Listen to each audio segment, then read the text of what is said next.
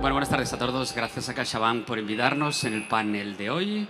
También gracias a Alex Ferreiro, que nos invitó también como primero en este año, igual que el año anterior. Gracias.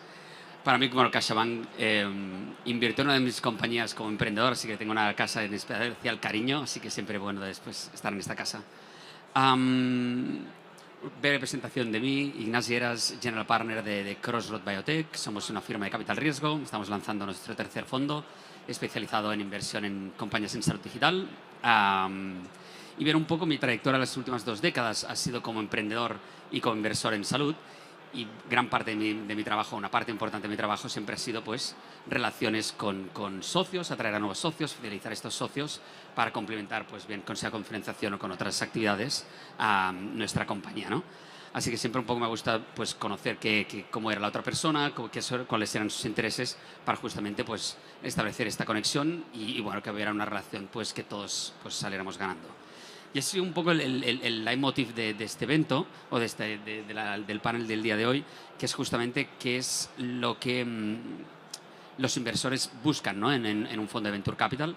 Y hoy, el panel de hoy básicamente es pues, para esos general partners, ¿no? que están pues, interesados en conocer lo que quieren sus inversores o tanto otros inversores que también están interesados en entrar en el mundo del venture.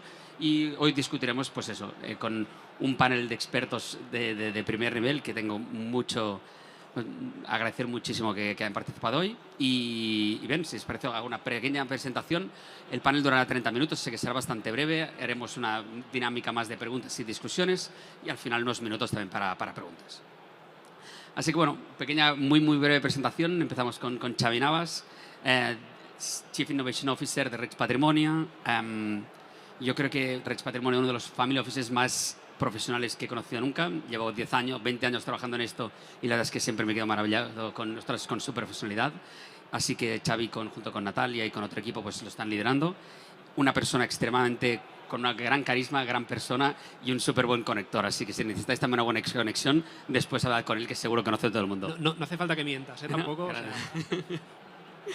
Luego tenemos a Ansel Adams. Tenemos el placer de tenerlo aquí. Es director de PECA, que es un family office. Y yo creo que la visión muy única de Anselm es que tiene la visión de toda la cadena de valor de la inversión en innovación, tanto como en CEO, ¿no? Hoy presenta, de hecho, también está como CEO de una compañía, luego nos explicará un poco más adelante en tema espacial. También está en Venture Capital, muy conocedor del sector de Venture y después también como inversor, como Limited Partner de estos fondos. Así que con una visión tan transversal de todo el negocio y desde hace muchos años que también compartirá. Y la última, a Natalia Steven, directora de inversiones en Rex Patrimonio, Rising Star. También he tenido el placer de trabajar con ella en los último año. Así que, ostras, súper maravillado del talento que tienen, súper emprendedora también. Así que también maravillado de también poderla tener durante el día de hoy. Así que no me enrollo más y si os parece empezamos con una tanda de preguntas, un poco conoceros también cuál ha sido vuestra trayectoria que os ha llevado al día de hoy, ¿no? Desde quizás vuestros inicios hasta desde donde queráis vosotros empezar y cómo ha sido vuestra trayectoria pues, para acabar siendo pues, inversor en fondos de venture, inversores en fondos de fondos. Bueno, ¿empiezo yo? Pues bueno, muchísimas gracias Ignasi por la presentación. Nosotros la verdad es que, bueno, yo empecé en el mundo financiero haciendo sobre todo corporate finance, o sea, compraventa de empresas, sobre todo compradas por fondos de private equity. Y básicamente lo que hacíamos ahí era asesorar o bien al vendedor, ¿no? de una empresa familiar o bien a un fondo de private equity que estaba buscando targets para hacer un build-up o este tipo de compañías, ¿no? Y ahí pues aprendimos un poquito cómo hacer la valoración de las empresas, cómo intentar pues esto, ¿no? También hacer un buen cuaderno de venta, que también es importante, ¿no? Después estuve en financiación, pasé al Banco Sabadell, competencia, y estuve haciendo leverage finance, todo lo que eran los procesos de inversión, o sea, financiación de proyectos también de private equity. Y luego ya pues pasé a Rex Patrimonio y he pasado a ser el inversor, ¿no? O sea, a estar invirtiendo en fondos, ¿no? Sobre todo de private equity, pero también en fondos de venture capital bastante en los últimos años, ¿no? Y bueno, la verdad es que ha sido siempre en el mundo financiero, un trayecto muy bonito porque he podido ver la misma operación desde muchos puntos de vista, ¿no? Y la verdad es que muy contento. Ahora ya llevo 13 años haciendo esto, ¿no? Montando este programa de inversión para una familia de Andorra. Gracias, Xavi. Hola, me llamo Anselm Adams. Yo tengo una trayectoria bastante parecida a la de Xavi. Yo comencé en banca de inversión en Goldman hace ya unos cuantos años y estuve en una banca de inversión unos cuantos años y de ahí pasé a trabajar eh, en una consultora de telecomunicaciones y estuve en una startup en principios del 2000 hasta el 2002, en la cual yo era el número 2 y hacíamos Big Data. Levantamos 35 millones de dólares en ese entonces, pero al final, bueno, estábamos muy avanzados en nuestro tiempo y la compañía no siguió adelante, pero para mí fue una experiencia muy, muy interesante y aprendí mucho. Y desde entonces, bueno, he estado trabajando 21 años en Single Family Office, en PK, básicamente haciendo inversiones en fondos de private equity y venture capital a nivel global y bueno, es una experiencia que me ha ayudado después para entrar como venture capitalist, invertir en startups y eventualmente también a mí que me gusta mucho la acción, ¿no? Fundé una empresa en el 2017 que hace tecnología de geolocalización hiperprecisa para diferentes industrias y bueno, es un proyecto muy, muy pionero a nivel mundial. Tenemos oficinas en Londres y un equipo técnico también aquí en Barcelona y trabajamos con gente como Intel, la Agencia Espacial Europea, etcétera, etcétera. Yo soy ingeniero de formación y estaba haciendo un doctorado de inteligencia artificial cuando me metí en el mundo de investment banking, pero realmente siempre el alma de ingeniero me ha quedado, ¿no? Y nada, aquí para comentar alguna de las experiencias que tenemos en las distintas facetas del Venture Capital. Yo soy Natalia Esteva, directora de inversiones en Reig Patrimonia. Y bueno, tengo una trayectoria bastante parecida a la de Xavi y la de Anselm. Estuve 2 años en EY, en la parte de Transaction Advisory Services, y luego 2 años en banca de inversión. Y luego ya hace 4 que me incorporé a Reig Patrimonia. Bueno, gracias a todos. Ya veis un panel de top nivel, ¿no? Si os parece, empezamos un poco con las preguntas. ¿Sí? Y un poco que se ha hablado mucho siempre, ¿no? De los cuáles son los factores que ven los venture capital para invertir en startups, ¿no? Seguro que habrá muchos otros paneles en el Forest From Now de este año, pero un poco menos se ha hablado, ¿no? de qué es lo que busca el inversor cuando invierte en un fondo de venture, ¿no?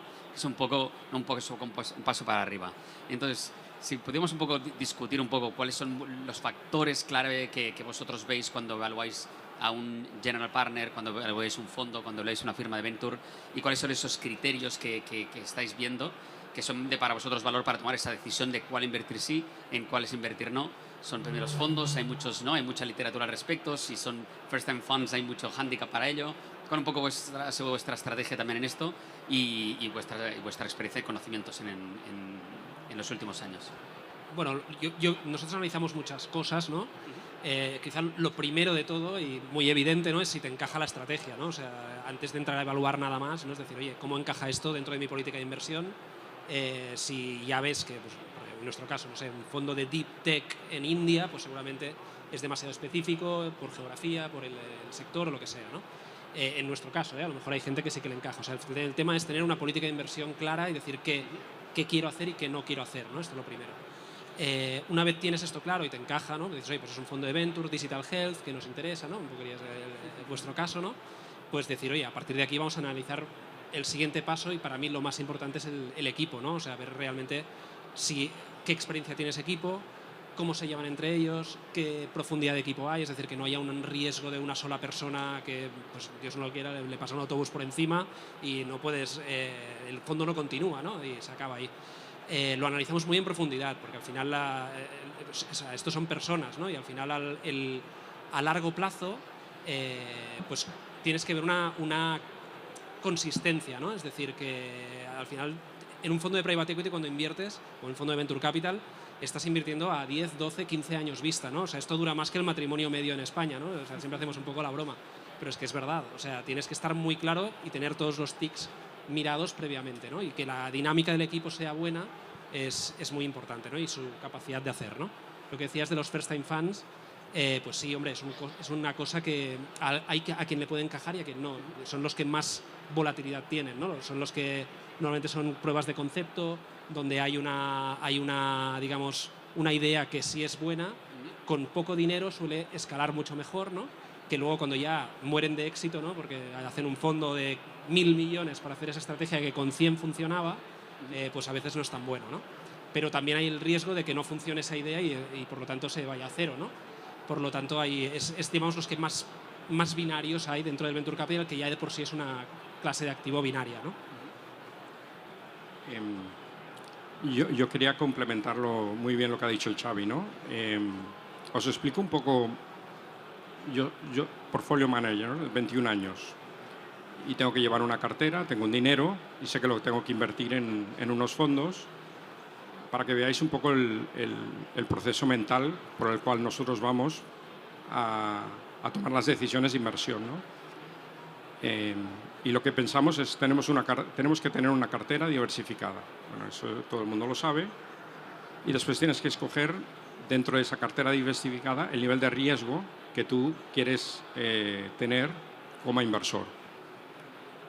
Y a partir de aquí, pues empiezas ya a bajar más en el tipo de estrategia de inversión de los fondos, ¿no? Ya sean, pues puedes empezar por los leverage buyouts y acabas en estrategias mucho más agresivas, que son, por ejemplo, los fondos de venture capital seed, ¿no? Que hacen very early stage. Entonces, ahí es donde tú te haces una composición del tipo de cartera que tú quieres y empiezas a escoger lo que dice Xavi, ¿no? Las personas, porque al final lo que estás es invirtiendo en un grupo de personas que van a invertir tu dinero en compañías, ¿no? Y aquí es donde tienes que escoger dentro de cada estrategia que tú hayas escogido el background que tienen, la experiencia, el track record, bueno, una serie de datos objetivos. Y también hay algo que es también hay un análisis que haces a nivel subjetivo, ¿no? Es decir, como ha dicho bien Xavi, o sea, son fondos en los cuales vas a interaccionar durante 10, 15 años, pues quieres saber si hay feeling o no con el equipo, porque hay veces, bueno, que si no hay feeling, pues por muy buenos que sean, pues no inviertes porque no te ves teniendo una interacción profesional con esta persona, ¿no? Perdona. Bueno, básicamente es eso, ¿no? Y entonces, bueno, nosotros en nuestro caso hemos sido muy conservadores siempre a la hora de hacer el private equity y siempre nos ha gustado ir con gente que haya podido demostrar un track record consistente en varios fondos y que sean track records que sean verificables, ¿no? Y eso para nosotros es un factor muy importante para empezar la conversación. Evidentemente los vamos a visitar a sus oficinas, incluso vemos algunas participadas, a veces nos hacen presentaciones, hablamos con los CEOs de las participadas y ahí te da un poco la idea de qué tipo de gestor estás analizando. Y eso para nosotros es muy importante a la hora de tomar la última decisión. Al final, nosotros no dejamos de ser un inversor pequeño. Nosotros somos miembros de una asociación donde están otro tipo de inversores mucho más profesionales, por ejemplo, que nosotros, pues ADIA, CalPERS, CalSTRS, todos esos grandes fondos de pensiones o sovereign wealth funds que invierten, bueno, son gente que no se levantan de la cama sino firman un cheque de como mínimo 500 millones, ¿no? O sea, eso es otra liga. Ellos lo hacen de manera mucho más profesionalizada y tienen muchos más equipos. Nosotros, evidentemente, pues no somos pequeños y tenemos que hacer casi el mismo trabajo que estos grandes equipos. Yo creo que el nivel de análisis que hacemos para lo pequeños que somos es bastante bueno. Y el track record nuestro yo creo que lo demuestra. Pero bueno, si queréis podemos hablar de first time funds, que pueden ser first time teams, pueden ser o sea, gente que se hayan hecho un spin out de otro fondo para montar un fondo nuevo. Eso es diferente, no es un un first time fund en realidad, porque ya llevan un track record. Normalmente esa gente tiene más facilidad para levantar fondos que los que no han hecho venture en el pasado, ¿no? Y después, si queréis, os hablo cómo puedo hacerlo para montar un fondo, pero fácil no es, pero bueno, no es imposible.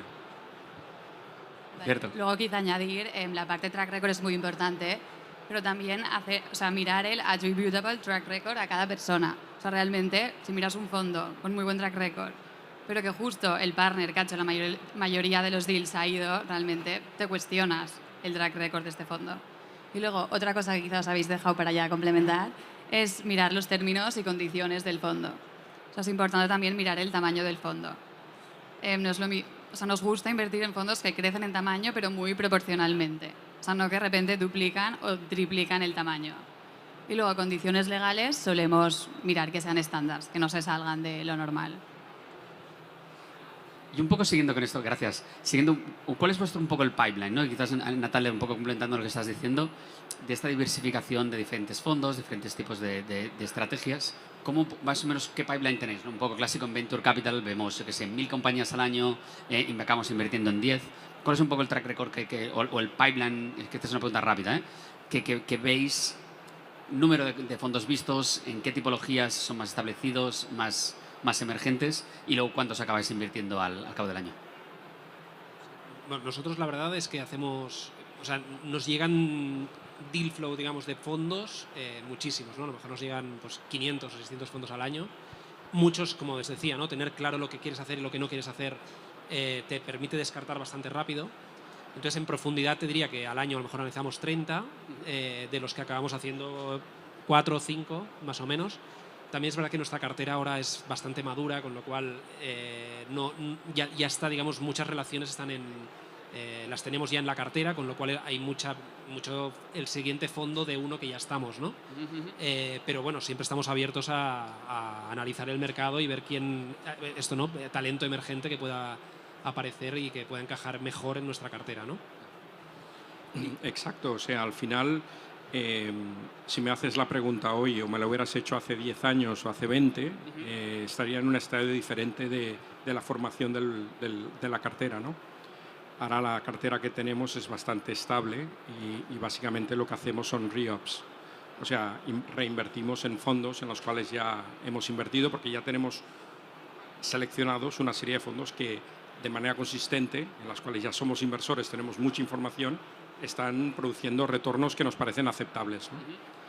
Y entonces es muy difícil que cambies de una inversión o de un gestor que ya funcione. Eso no significa que vayas mirando nuevos gestores y que, bueno, por razones que los propios fondos a veces cambian de estrategia, lo que decía Natalia, ¿no? Que crecen demasiado, se vuelven un fondo que estaba haciendo buyouts para compañías medianas, ahora lo está haciendo para compañías grandes. Bueno, diferentes dinámicas. Puede la marcha de uno o dos o varios partners importantes. A veces se marchan para montar su propia firma. Bueno, hay distintas razones por las cuales tú pues puedes dejar y evidentemente underperformance, ¿no? Que no hayan dado los resultados que tienen que dar. Pero siempre estamos en el mercado mirando lo que está disponible. Vamos evidentemente intentamos ir a las ferias, conferencias y eventos en las cuales hay emerging managers y para reunirnos con ellos, porque piensa que a veces una reunión no significa una inversión, sino a lo mejor significa una inversión en 3 años, ¿no? ¿Por qué? Pues vamos hablando, vamos conversando, nos van explicando cosas y bueno, vamos cogiendo nosotros confort sobre su estrategia de inversión y su performance, entonces, y la manera de ellos de trabajar, y ahí es donde nosotros intentamos tener esa paciencia. Lo bueno también es que, al contrario de alguno de mis colegas que están en el mundo también de inversión, yo no tengo 5.000 millones que me llegan cada año y que los tengo que invertir. Yo no tengo esa presión. Entonces, eso me ayuda a ser más selectivo y ser paciente. Gracias. Natalia, una pregunta, cambiamos un poco de pregunta, tenemos poco tiempo, así que era un poco más rápido con las preguntas. Y es, ¿Qué consejo darías, ¿no? a aquellos que están considerando pues, invertir en un nuevo fondo, o un fondo de Venture Capital, un fondo de Private Equity, o que bien es el primer ticket que quieren hacer, o quizás han hecho una o dos y pues quieren seguir haciendo en este ámbito? ¿Cuáles serían un poco recomendaciones que les harías? A ver, primero de todo diría que viesen a muchos fondos, porque realmente si ves 5, te piensas que estos fondos, estos 5 son muy buenos y te has dejado mucho mercado. Y luego no ver solo fondos locales, sino ver fondos también internacionales. Y una vez ya hayas visto bastantes, al menos de la estrategia que quieras, tenerlo muy claramente, ya puedes empezar a invertir. ¿Alguna cosa más? No, estoy de acuerdo. O sea, ver muchos es importante, ¿no? Porque es lo que decimos, ¿no? Hay veces que, o sea, no comparar normalmente sale caro, ¿no? Porque podrías haber hecho mucha mejor inversión, ¿no? El mensaje básicamente es, si tú quieres ser un buen LP, tienes que ser proactivo a la hora de la búsqueda de fondos, no reactivo. Yo creo que ese es el mensaje. Nosotros, por ejemplo, somos más proactivos que reactivos. O sea, recibimos muchos emails de fondos, pero nos gusta mucho más ser nosotros, vale, nos falta un fondo de esta estrategia en concreto, vamos a hacer el market mapping, mirar cuáles son los fondos y analizarlos y luego ya invertir. Pero todo esto tarda un proceso de 2-3 años, o sea, no es inmediato. Y esto me pregunta, claro, entonces en un mercado con tanta competencia, ¿no? Un mercado con tanta competencia, ¿no? Muchos GPs intentando diferenciarse, ¿no? Con otros, ¿no? Con estrategias muchas veces, ¿no? Quizás un poco más copadas, van saliendo nuevos mercados gracias a nuevas tecnologías. Hemos visto en los últimos años, ¿no? Que se han abierto nuevos mercados y por lo tanto también salen fondos súper especializados en una materia, otros más generalistas quizás en otras áreas diferentes. Un poco, ¿cuáles serían lo mismo, la parte más de recomendaciones para qué hacer y qué no hacer, ¿no? De los GPs? Seguro que os habéis encontrado con muchos casos, algunos más divertidos que otros, ¿no? Muchas experiencias seguro de oficina. Un poco, a ver si podéis compartir algunas de lo mismo, para GPs que estén ahí pitchando a limited partners y digan, ostras, estas cosas tenéis que hacer, intentad no hacer algunas cosas o evitar algunas otras. Yo te diría que no hay una cosa que encaje a todos los inversores, ¿no? O sea, al final yo creo que es un poco lo que nos pasa a nosotros, de ir viendo muchos fondos para acabar invirtiendo en el que te encaja, ¿no? Yo creo que en el caso del GP es lo mismo, ¿no? O sea, a nosotros nos encaja una tipología de estrategias o de inversión, porque nuestra tesis es una, ¿no? Y entonces cuando nos llega la identificamos y nos gusta invertir en eso, ¿no? O porque nos encaja mejor en nuestro portfolio. Pues yo diría, oye, no perder, o sea, la regla del 1-10, ¿no? O sea, de cada 10 reuniones que haces, una es interesante, las otras 9 te las tienes que hacer, ¿no? Pero que seguramente no será el mejor uso de tu tiempo, pero si no hubieras encontrado esa una que sí que valía la pena, ¿no? O sea, tener paciencia y no querer hacer las cosas rápido y decir, oye, voy a levantar el fondo en 2 meses, ¿no? O sea, pues a lo mejor tardas, especialmente en el actual entorno de mercado, tardas un poquito más, ¿no? Con lo cual, paciencia.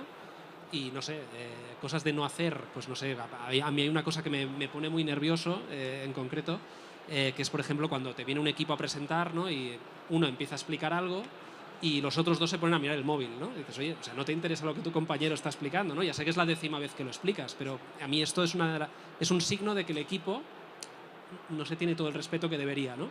Y bueno, pues estas pequeñas cosas son pequeños detalles que a la larga se acumulan y pueden acabar rompiendo equipos, ¿no? Es una tontería esto, pero es un ejemplo de cosas que miramos. Gracias. No puedo estar más de acuerdo. A ver, una de las cosas que a mí me ha pasado durante estos años es que muchos GPs se piensan que ser un family office somos los LPs como tontos, ¿no? O sea, no los LPs más institucionalizados, que tienen más equipo, etcétera, etcétera, ¿no? Y eso es a veces un poco la sensación que tengo con algunos GPs cuando nos vienen a hablar. Bueno, yo me encojo de hombros y digo, pues vale, me parece muy bien, pero el hecho de ser un family office pues no significa y yo no digo que todos los family offices seamos iguales, es más, somos la mayoría bastante dispares, pero por ejemplo los que estamos aquí, una cosa que sí nos identifica es que somos muy rigurosos con nuestro proceso de inversión comparado con muchos family offices que yo personalmente conozco, que son más reactivos que proactivos, que no tienen una estrategia clara de inversión. que son muy oportunistas. Bueno, yo siempre digo que yo no quiero invertir o sea, siempre hay dos estrategias, ¿no? En el caso de un family office, nuestra estrategia es stay rich, ¿no? No get rich. Y hay unas estrategias que son muy agresivas y esa no es nuestra manera de trabajar. En cuanto a anécdotas, bueno, os podrías contar 100.000, pero es que los GPs a veces se piensan que cuando ya te han mandado el deck, que les vas a mandar el cheque, ¿no? Bueno, y a veces pues se llevan una sorpresa de que no, esto es un primer encuentro, nos estamos mirando la información y yo creo que a veces y un consejo que sí daría a GPs es la agresividad con los LPs a veces puede ser vista de manera negativa, ¿no? De desesperación. Yo en esto, antes quería comentarlo, nunca invertimos en o sea, lo típico, ¿no? Oye, tenemos este fondo para invertir, cerramos en 2 semanas, ¿tienes que decirme algo ya? Pues no, ya te lo digo ahora, no. O sea, seguro que en 2 semanas no voy a hacerlo, ¿no? O sea, el poner prisas, ¿no? Es lo que no... Como esto es un negocio de largo plazo, nuestros jefes siempre nos dicen que no trabajamos para la 6ª generación de la familia, sino para la 8ª o la 9ª, ¿no? Que ni siquiera han nacido la 7ª, ¿no? Con lo cual, es una visión a muy largo plazo, ¿no? Con lo cual, oye, pues si ahora cierras el fondo, cuando levantes el siguiente, tenemos 4 años para conocernos mejor, ¿no? Con lo cual, nunca invertir con prisas, ¿no? Que a veces parece que el dinero quema en las manos, ¿no? Oye, no pasa nada, o sea, hay muchas oportunidades y es importante hacerlo bien por lo que os decía antes, ¿no? Te casas para 10, 12, 15 años, ¿no? Es difícil, ¿eh? Me pongo en la conversación. Como GP, ¿no? Al final también necesitas unos ciertos tiempos, ¿no? Como las startups nosotros nos presionan para cerrar operaciones, como GP también ves operaciones tan chulas, ¿no? Que te están viniendo, estás haciendo fundraising, dices, ostras, necesito el dinero para deploy, ¿no? Para invertir en algunas operaciones que si no se te pasan, me dices, ostras, es un caramelo. Y claro, es un poco, yo creo que la presión la trasladamos, ¿no? a un paso atrás. Y a veces sí que es verdad que ¿no? es llegar a un punto de equilibrio, gracias, ostras, intentar que las cosas sucedan, pero a la vez también, ostras, que pase a largo plazo. Y como bien decía el Ansel, no es para un primer fondo, sino es para que te sigan durante un largo periodo. Perdona, Natalia, ¿querías decir algo? ¿Complementarlo? ¿Está bien? Bien, muy bien, yo creo que nos pasamos. Alex, nadie me ha puesto aún, me ha hecho cara de se ha acabado. Yo quiero tener una última pregunta, si me permitís, sí, una pregunta un poco estrella. Es, ¿último libro que os habéis leído relacionado con inversión? Estoy en ello. O no de inversión, sino de... Barbarians at the Gate estoy leyéndome ahora, que es un clásico que habla sobre el leverage buyout de Nabisco en los años 80. Uno de los más... O sea, en su momento fue el leverage buyout más grande que había habido en... Gracias. Sí, sí. Yo evito leer este tipo de libros. Y la razón es porque ya llevo muchos años, o sea, yo leí Liar's Poker en los 90, o sea, imaginaros. Y me he leído unos cuantos libros de estos. Primeras ediciones. Sí, y la verdad es que ya ahora leo libros, bueno, leo cuentos a mi hija de 3 años, o sea que son más edificantes. Gracias.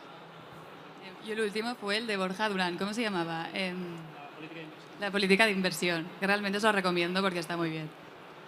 Muy bien. Gracias a todos. Bueno, hoy muy rápido hemos hablado de diversificación, hemos hablado de la importancia de las métricas, también de la parte relacional, ¿no? de GPLP, muy importante a largo plazo, sabe establecer también con sus tiempos y al final hay una relación pues, de socios más que inversor pues, invertido. Esto un poco en la... Solo una cosa. Por favor. Si tenéis que leer algo de valoraciones, Damodaran, el profesor de NYU, por favor, leerlo, porque en el 2021 las valoraciones estaban completamente fuera de lugar y si hubieras leído un poco de Damodaran te hubieras dado cuenta de que, y cualquier libro de Damodaran, pues si queréis leerlos, y es más, he escrito cosas sobre específicas valoraciones de compañías en el 2021 con su análisis, en el cual tú ves que las cosas estaban totalmente fuera de control. Ajá. Perdona. Tomo nota, sin duda, gracias, Anselm. Más de 3 años, veo que también al final acabas compaginando también algunas otras lecturas. Bien, solo decir muchas gracias a CaixaBank de nuevo, gracias también al extraordinario panel, Xavi, Anselm, Natalia, y disfruta del Forest from Now.